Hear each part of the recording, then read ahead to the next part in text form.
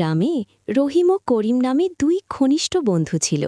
তাদের বন্ধুত্ব ছিল পাড়ার সবার মুখে মুখে। একদিন তারা গল্প করছিল, তখন রহিম করিমকে বলে উঠল, জানিস করিম, আজ আবহাওয়াটা বেশ চমৎকার। বনের ওপারে চাচার বাড়ি যাওয়ার জন্য আজকের দিনটাই সেরা। একদম ঠিক বলেছিস।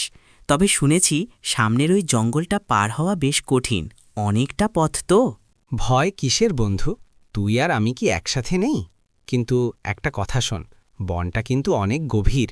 যদি সত্যি বড় কোনো বিপদ আসে, আমরা কি একে অপরের পাশে থাকব? তুই আমায় সন্দেহ করছিস রহিম? আমরা ছোটবেলার বন্ধু। মরণ এলেও আমি তোকে ছেড়ে কোথাও যাব না, কথা দিলাম। এরপর তারা জঙ্গলের মাঝ দিয়ে চাচার বাড়ি যাওয়া শুরু করল। হঠাৎ জঙ্গলের মাঝপথে পৌঁছাতেই চারপাশ নিঝুম হয়ে এলো। হঠাৎ ঝোপঝাড়ের আড়ালে ভাল্লুকের গর্জন শোনা গেল। তারা দেখল এক বিশাল আকৃতির কালো ভাল্লুক গজগজ করতে করতে তাদের দিকে এগিয়ে আসছে। ভয়ে রহিমের রক্ত হিম হয়ে গেল, কিন্তু সে ছিল বেশ চটপটে এবং গাছচড়ায় পারদর্শী।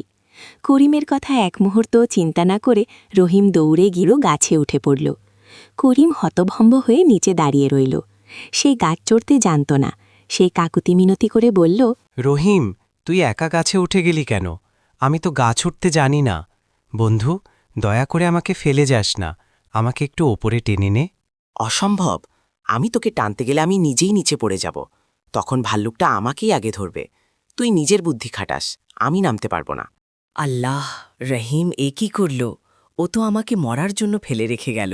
এখন কি করি? ও হ্যাঁ, ভাল্লুক তো মরা মানুষ খায় না। আমাকে এখনই নিঃশ্বাস বন্ধ করে শুয়ে পড়তে হবে।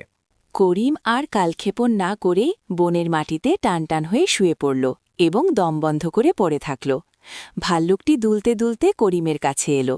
সে করিমের কানের কাছে মুখ নিয়ে অনেকক্ষণ শুকল, পরীক্ষা করল শরীরে কোনো স্পন্দন আছে কিনা। করিম তখন পাথরের মতো স্থির। কিছুক্ষণ পর ভাল্লুকটি ভাবল লোকটি মৃত, তাই সে তাকে না ঘাড়িয়ে ধীর পায়ে বনের গভীরে চলে গেল।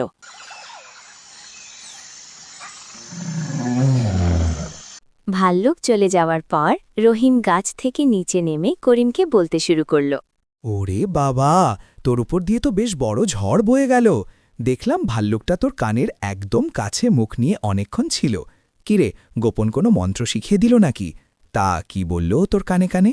হ্যাঁ রহিম, ভাল্লুকটা একটা দামি উপদেশ দিয়ে গেছে। সে বলল যে বন্ধু বিপদের সময় বড় বড় কথা দিয়েও তা রাখে না এবং নিজের প্রাণ বাঁচাতে বন্ধুকে জমের মুখে ফেলে পালিয়ে যায়, তাকে যেন আর কখনো বিশ্বাস না করি।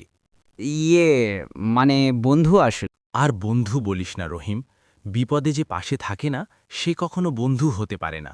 তুই শুধু আমাকে হারালি না, নিজের সম্মানটাও হারিয়ে ফেললি। বিদায়। তো বন্ধুরা, এই ভিডিওটি দেখে কি বুঝলে? যে বন্ধু বিপদের সময় পাশে থাকে না, সে কখনো বন্ধু হতে পারে না। যে বিপদে বন্ধুর পাশে থাকে, সেই আসলে প্রকৃত বন্ধু। আমাদের চ্যানেলের ভিডিওটি ভালো লাগলে অবশ্যই সাবস্ক্রাইব করবে এবং ভিডিওতে লাইক কমেন্ট করবে।